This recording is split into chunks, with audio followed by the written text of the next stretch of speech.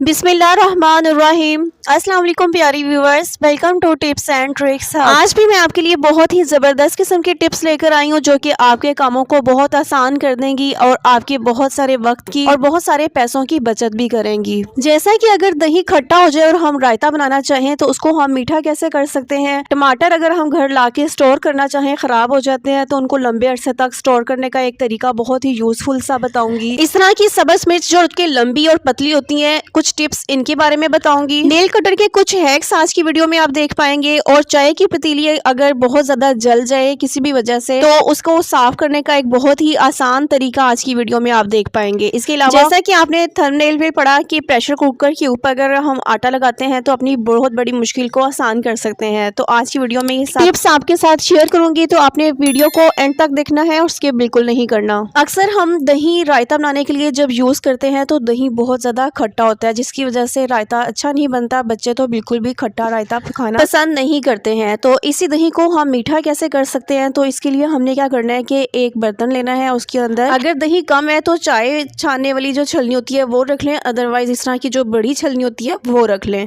तो इस तरीके से सारा दही आपने इस छलनी के अंदर डाल देना है। ऐसा करने से क्या होगा कि जो दही के अंदर पानी मौजूद था वो सारा जो है स्ट्रेन होकर बिल्कुल बर्तन के अंदर आ जाएगा। और असल में क्या होता है कि जो दही की खटास होती है वो सारे इसी पानी में मौजूद होती है। तो जब ये पानी निकल जाएगा, स्ट्रेन हो जाएगा, तो सारी खटास भी इस दही में से निकल जाएगी और दही काफ़ी हद तक मीठा हो जाएगा। अब इस दही को आप वापस बर्तन में डाल दें। और अगर अभी भी दही थोड़ा बहुत खट्टा होगा तो आप इसमें थोड़ा सा दूध भी शामिल कर सकती हैं। और इसके बाद जब आप रायता बनाएंगी तो वो बिल्कुल भी खट्टा नहीं बनेगा।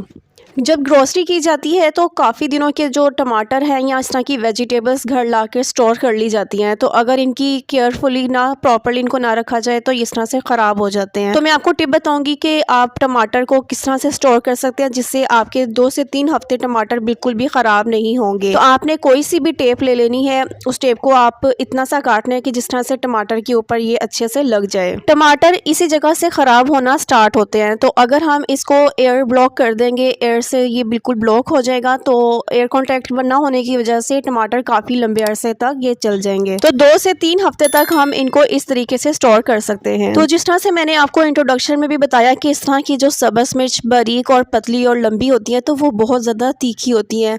तो इस तरह से अगर हम एक भी अपनी हांडी में डालते हैं तो हांडी में बहुत ज़्यादा तीखापन हो जाता है। तो इसका तीखापन जो असल में होता है वो इसके सीड्स में होता है। तो अगर हम इसके सीड्स निकाल देंगे तो इस सब्ज़ मिर्च को हम हांडी में यूज़ कर सकते हैं। तो सीड्स निकालने के लिए जिस तरह से मैं आपको वीडियो में शो कर रही हूँ, थोड़ा सा इसको मस लें और उसके बाद आपने छुरी की मदद से इसको कट लगाना है। तो बड़ी आसानी से इसके सीड्स जो हैं वो निकल जाएंगे। तो अगर आप मसले बगैर भी सीड्स निकालना चाहें तो उस तरीके से भी निकाल सकते हैं, क्योंकि मसलने से आपके हाथों पे जलन हो सकती है। मेरी नेक्स्ट टिप भी इन्हीं सब्ज़ मिर्च को लेकर है। तो सब्ज़ मिर्च जो हम काटते हैं छुरी के साथ, तो क्या होता है कि हमारे हाथों पे बहुत ज़्यादा जलन होती है। तो इसके लिए बेस्ट ऑप्शन तो यही है कि आप किचन के लिए एक सीज़र रखें, उसी के साथ काट रहे हैं। अदरवाइज जब अगर आप छुरी के साथ काट रहे हो तो हाथों पे बहुत ज़्यादा जलन होने की सूरत में एक बहुत ज़बरदस्त टिप आपको बताऊंगी, वो ये कि आपने चिल्ड दूध लेना है, बहुत ज़्यादा ठंडा दूध लेना है और उसके अंदर आपने चीनी मिक्स कर देनी है। तो चीनी मिक्स करने से जो है इसकी अंदर मिठास भी हो जाएगी। तो इस दूध के अंदर आपने हाथ जो है अपने डिप करने हैं। तो इस तरीके से हाथ के ऊपर जितनी भी सब्ज़ मिर्च की वजह से जलन हो रही होगी, फौरी तौर पे आपको इसका आराम आ जाएगा। आपने दूध की क्वांटिटी कम भी ले सकते हैं। मैंने वीडियो बनाने के लिए ताकि आपको क्लियरली समझ आ जाए, दूध की क्वांटिटी थोड़ी ज़्यादा ली थी। मेरी नेक्स्ट टिप इस नेल कटर को लेकर है। तो जब आप नेल कटर के साथ नेल काटते हैं तो क्या होता है, जहाँ पे भी आप बैठे होते हैं नेल्स जो हैं वो सारे वहाँ पे बिखर जाते हैं। तो उसके बाद आपको छोटे छोटे से नेल इकट्ठे करने में काफ़ी टाइम लग जाता है, तो आपका टाइम भी वेस्ट होता है। तो क्यों ना इस तरीके से नेल को काटा जाए कि आपको इन नेल्स को इकट्ठा ना करना पड़े।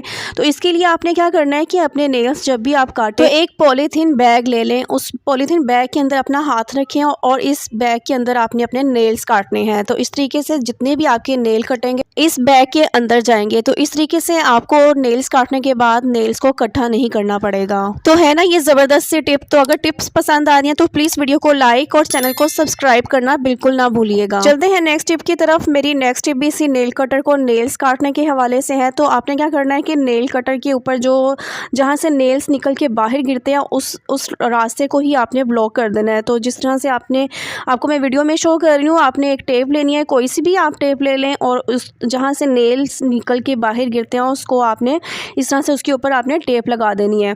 तो जब भी आप काटेंगे नेल तो इस टेप के ऊपर जाके गिरेगा और नेल जो है ये टेप के ऊपर चिपक जाएगा।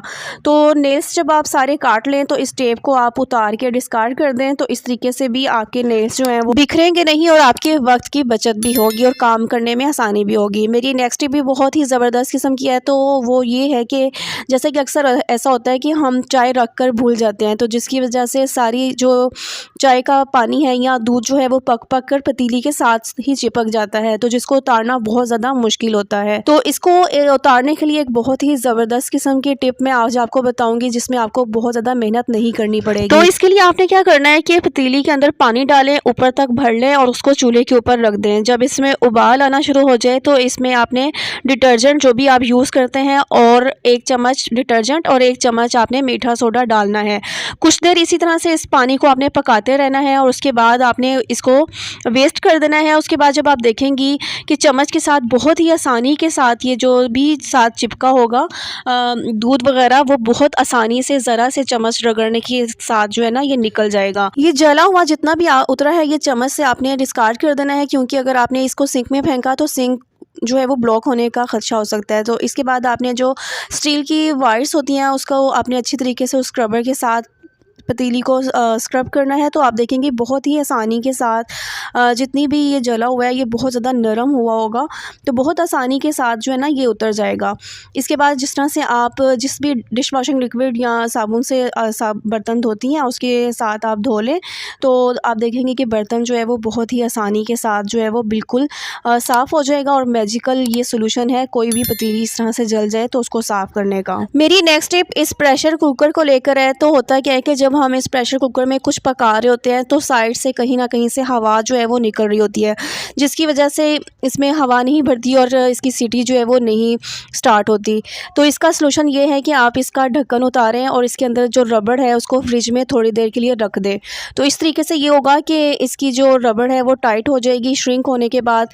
तो इसको दोबारा जब आप इस ढक्कन के ऊपर लगा कर दोबारा से वेट लगाएंगे तो ये प्रॉब्लम आपकी सॉल्व हो जाएगी। और अगर प्रॉब्लम ये फिर भी सॉल्व ना हो तो जो विसल है उसके सुराख है उसको अच्छी तरीके से साफ़ करें, क्योंकि फूड पार्टिकल कहीं ना कहीं सुराख में फंस जाए तो भी ये प्रॉब्लम जो है हमें फेस करनी पड़ती है। लेकिन सुबह को टाइम हो, बच्चों को स्कूल से देर हो रही हो और जेंट्स हजरात ने ऑफिस जाना हो तो उस टाइम ये सारा काम करना बहुत बड़ा झंझट लगता है और हमें यही होता है कि जल्दी से खाना पके और हम बच्चों को स्कूल और जेंट्स को ऑफिस वगैरह में भेजें।